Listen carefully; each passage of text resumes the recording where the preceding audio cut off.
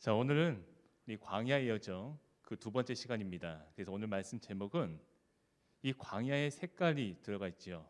잿빛 광야에서 우리가 홀로 그곳을 감당하고 살아가는 것이 아니라 그 잿빛 광야일지라도 그곳에서 우리를 인도하시는 목자 되시는 하나님을 우리 만날 수 있기를 소망하며 오늘 말씀 제목을 잿빛 광야에서 목자를 만나다라는 제목으로 함께 말씀을 나누려고 합니다.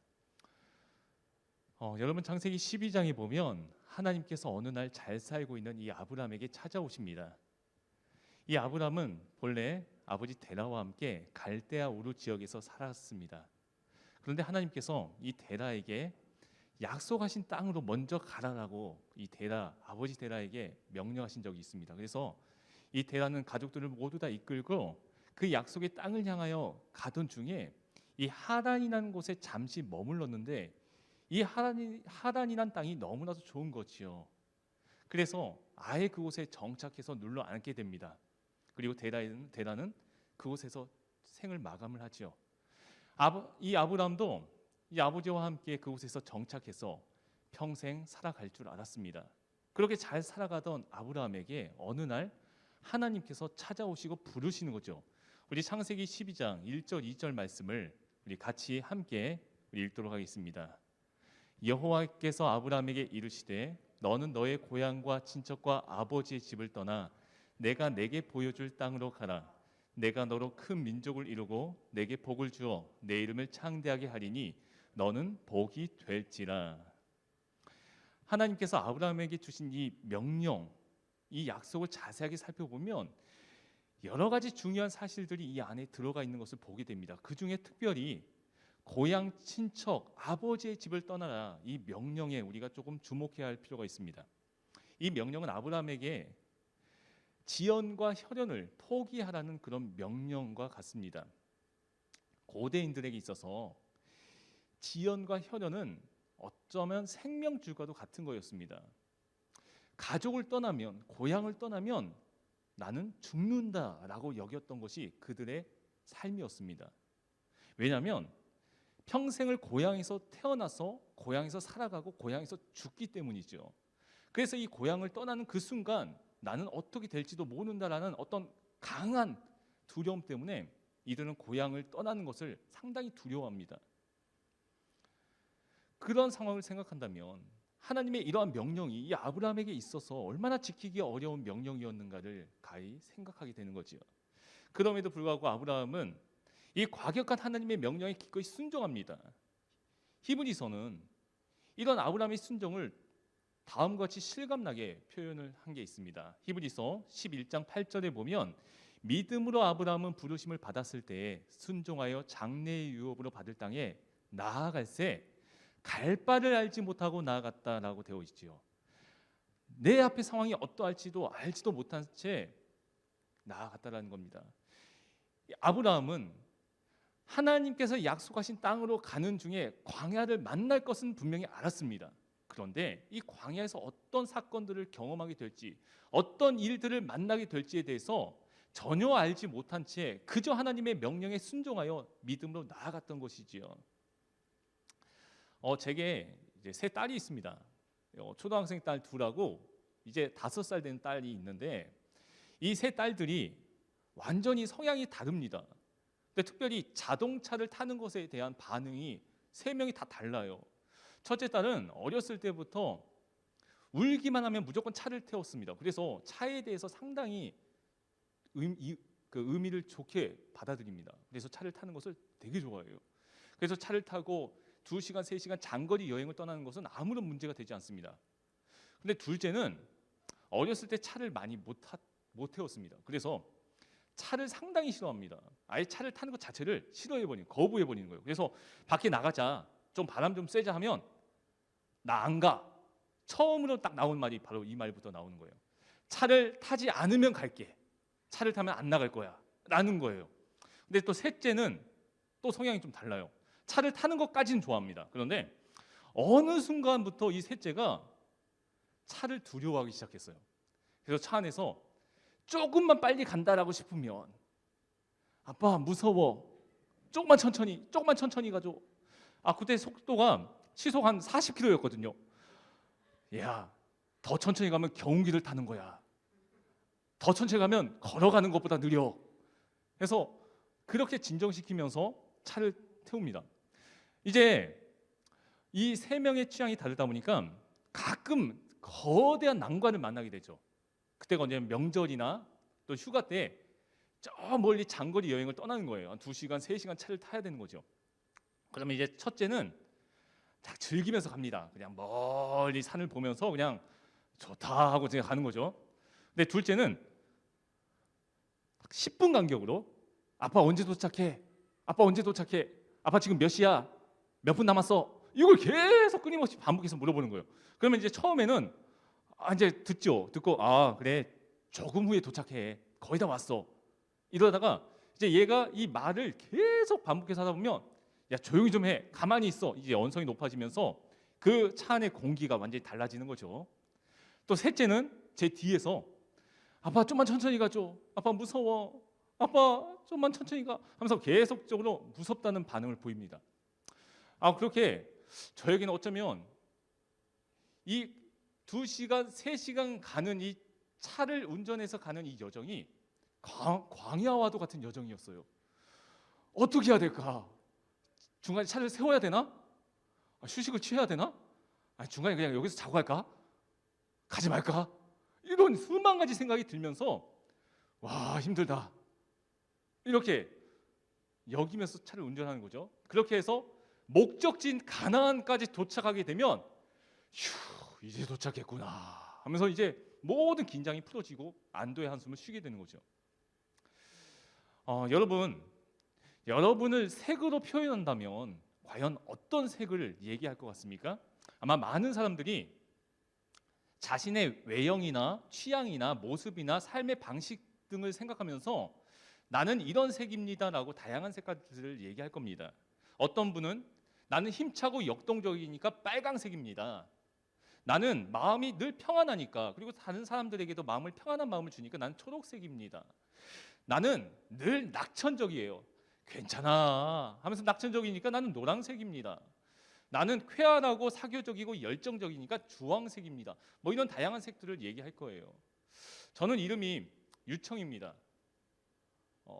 원래 저의 이름은 청이 이 한자가 지금은 푸를 청인데 원래는 맑을 청이었어요. 아버지가 맑을 청으로 지었는데 맑게 살아라 라고 지었는데 동사무소에서 물수자를 빼버렸어요. 그래가지고 푸를 청이 돼버린 거죠. 짝대기 몇 개를 빼버려가지고 그래서 이제 푸르게 살아라 이제 이 명령이 뜻이 돼버렸죠. 그래서 저도 이제 제 이름을 또 저를 표현할 때 가끔 이제 어떤 색이 좋으십니까? 어떤 색입니까? 하면 저는 푸른색입니다. 왜냐하면 제 이름이 청이기 때문이죠. 라고 이제 얘기한 적이 있습니다. 그래서 저도 인터넷 닉네임이 고등학교 때부터 유블루라고 이름을 썼어요. 그래서 유블루가 저의 인터넷 닉네임이에요. 그럼 성경에 출애굽기, 레위기, 민수기, 신명기 이 장들을 성경에서 색깔로 표현한다면 과연 무슨 색일까? 아마도 암갈색이지 않을까 생각을 해봅니다. 왜냐하면 광야가 그 성경의 배경이기 때문이죠. 출애굽기에서 민수기, 신명기로 가면서 점점 더 그 색깔들은 더 짙은 암갈색을 띠는 것을 보게 됩니다. 더 깊고 더 넓은 그런 광야가 펼쳐지죠. 황량하고 거칠기만 한 광야, 아무것도 보이지 않는 그런 삭막한 광야, 가도 끝이 없는 그러한 광야, 살아있는 것이라고는 찾아볼 수 없는 그런 광야가 죽음의 광야, 그것이 바로 출애굽기와 민수기, 레위기의 광야 무대입니다. 이러한 광야에서 만나는 그런 어려움들은 경제적, 사회적, 인간관계적인 면에서 불쑥불쑥 나타나서 우리를 괴롭히고 있죠. 우리가 만나는 여러 종류의 광야는 가나안에 이를 때까지 계속 될 것이고요. 우리는 그 광야를 견뎌내야만 할 것입니다. 이스라엘 민족은 가나안에 가기까지 40년간 이러한 광야에서 살아야만 했습니다. 그들은 아침에 눈을 뜨고 밤에 눈을 감을 때까지 오롯이 암갈색만 보았습니다. 다른 색깔은 구경할 수가 없었습니다. 이스라엘이 40년간의 광야 생활을 마치고 가나안에 들어가서야 비로소 그들이 보았던 새로운 색상이 있었습니다. 그것은 바로 푸른색이었어요. 이 푸른 색깔은 신명기가 끝나고 여호수아, 이스라엘 백성이 가나안에 들어가게 되는 이 여호수아에 와서야 그 빛깔을 드러내게 됩니다. 가나안에 들어가니까 산도 푸르고 들판도 푸르고 목장도 푸르고 강도 푸르고 호수도 푸르고 온통 푸른 것 천지였습니다. 아마도 그들은요, 세상에 살다 보니까 이런 세상도 다 경험해 보는구나라고 생각했을 수도 있어요. 우리가 인생을 살다 보면 광야를 지날 때도 있고 가나안에 살 때도 있습니다. 아마도 우리의 삶 가운데서 모든 것이 감사하고 기쁘고 즐겁고 그렇다면, 그래서 세상이, 내 눈앞에 펼쳐진 세상이 온통 환하고 밝게만 보인다면요, 그것은 가나안의 푸른 시기일 것입니다. 이런 시기가 계속 된다면 좋겠지만, 내가 생각한 대로 계획한 대로 모든 일들이 일사천리로 잘 풀린다면 너무나도 좋겠지만, 늘 그럴 수 없는 것이 우리 인생 아니겠습니까? 때로는 생각한 대로, 때로는 계획한 대로 일이 잘 풀리지 않을 때가 있습니다. 무슨 일을 해도 꼬이는 상황에 놓이게 되면 과연 하나님께서 계신가? 과연 하나님이 지금 날 지켜보고 있는가? 라고 의심을 품기도 하는 것이지요. 그리고 하나님을 원망합니다. 그럴 때는 온통 사방이 암갈색으로 보이는 그런 광야의 시기가 내 눈앞에 펼쳐지는 겁니다. 누구나 삶을 살다 보면 한 번쯤 광야를 경험하게 됩니다. 학교 문제 때문에, 직장 문제 때문에, 가정 문제 때문에, 친구들과의 문제 때문에, 또 건강 문제 때문에, 또 사업의 문제 때문에, 직장 문제 때문에 인생의 광야를 경험하게 되는 것이지요. 혹시 다들 가나안에서 잘 사는 거 있는 것 같은데 나만 이렇게 광야에서 살고 있는 것은 아닌가라고 그렇게 생각하거나 느껴지지 않았습니까? 여러분, 전혀 그렇지 않습니다. 나만 어렵고 힘든 것이 아니죠. 나만 아픔과 고통을 겪고 있는 것이 아닙니다. 누구나 다 나름의 광야를 겪고 있습니다. 누구에게나 문제가 있고 어려움이 있고 아픔과 고통이 있습니다. 모세도 애굽에서 도망쳐 나와서 40년간 광야 생활을 했잖아요. 다윗도 사울에게 쫓겨 13년간 광야 생활을 했습니다. 또 왕이 되어서도요, 셋째 아들 압살롬에 의해서 도망다니면서 광야 생활을 해야만 했습니다. 유목 생활하는 이들만 광야에서 사는 것이 아닙니다. 우리도 나름대로의 광야를 살아가고 있습니다. 우리가 살아가면서 경험하게 되는 이 실패나 이별, 배신, 이런 아픔, 우울증, 두려움, 이 모든 것들이 우리가 살아가면서 한 번쯤 경험하게 되는, 겪고 통과해야 하는 그런 광야들이라는 것이죠. 이 광야를 지나는데 얼마나 걸릴지 아무도 알 수 없습니다. 속히 빠져나가기를 간절히 구하지만 그러지 못할 수도 있습니다. 그러나 분명한 것은 끝이 있다는 것입니다.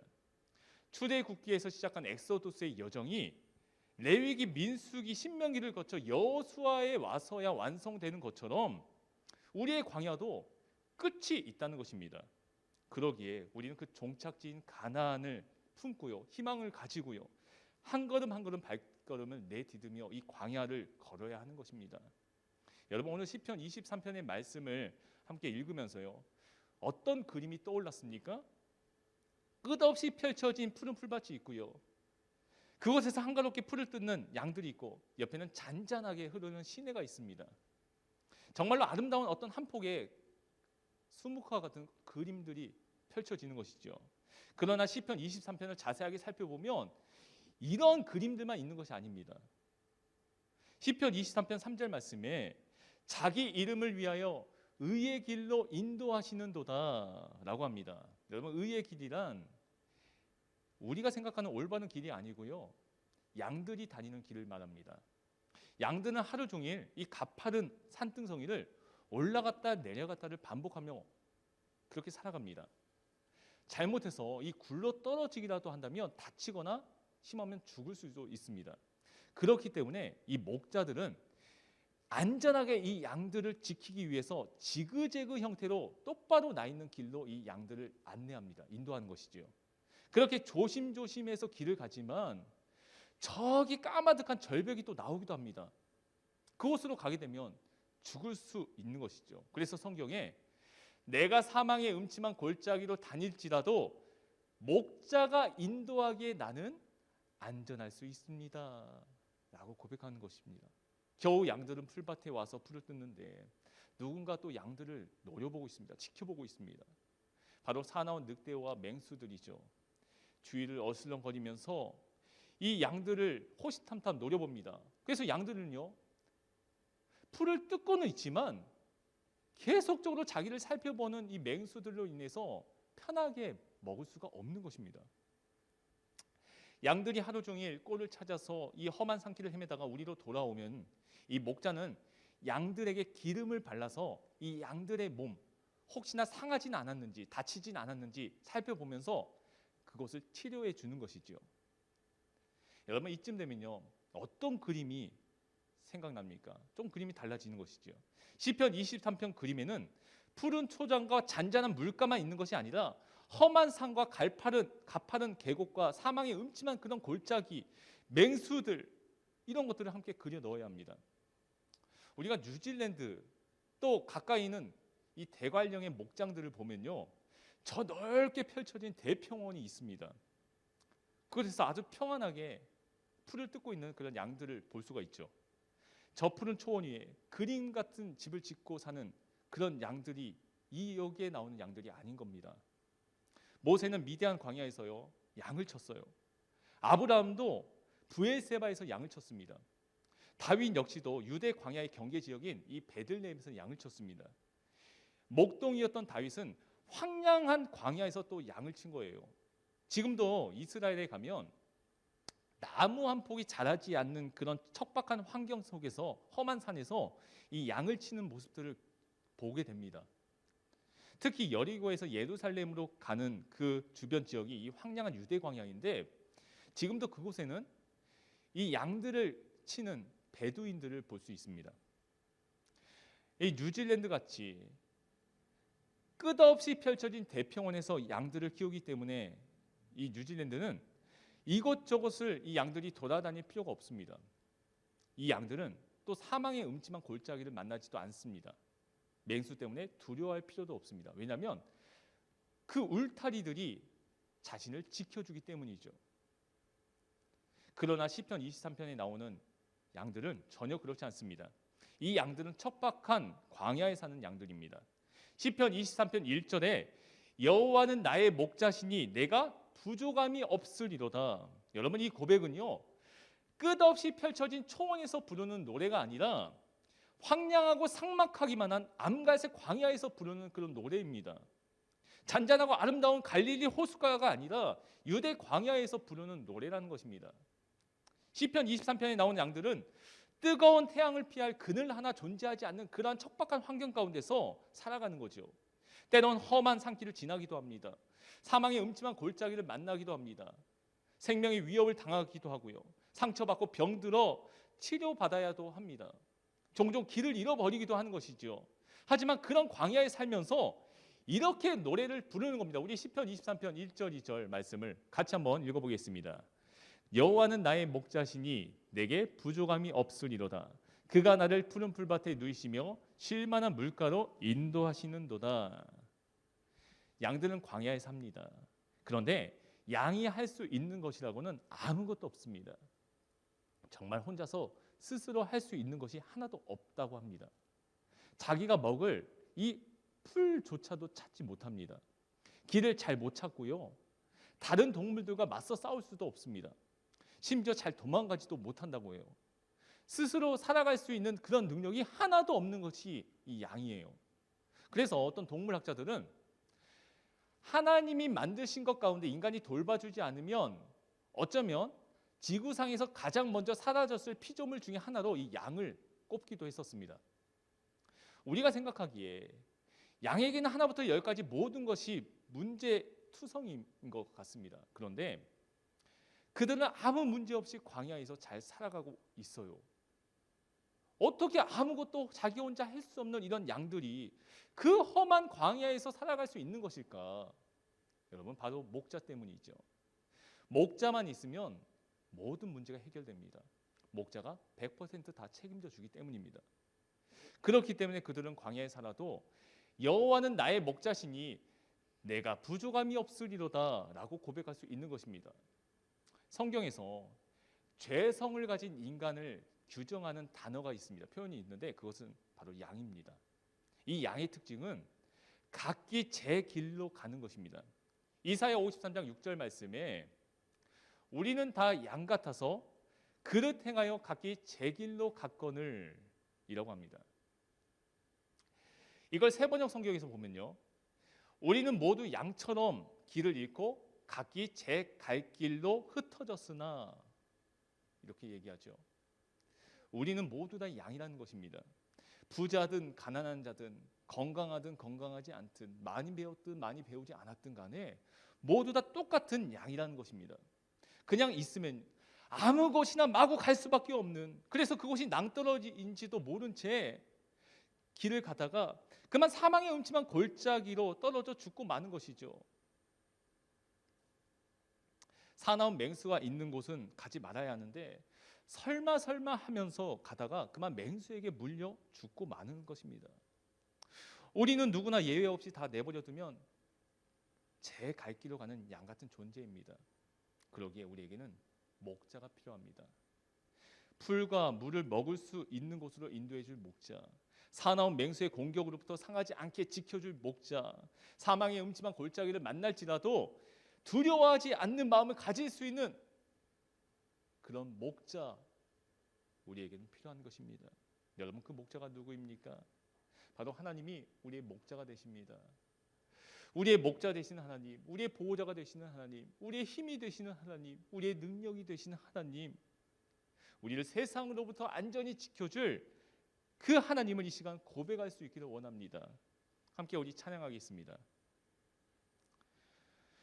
여러분, 수많은 적군에게 둘러싸여 있던 다윗은 이 모든 싸움 앞에서 홀로 그 길을 걷지 않았습니다. 하나님의 울타리 밖을 나가지 않고 그 울타리 안에서 하나님의 인도함을 받고자 했습니다. 세상에서 가장 안전한 울타리는 바로 하나님의 울타리입니다. 여러분, 그곳에서 다윗의 고백을 함께 할 수 있기를 원합니다. 우리 함께 찬양하겠습니다.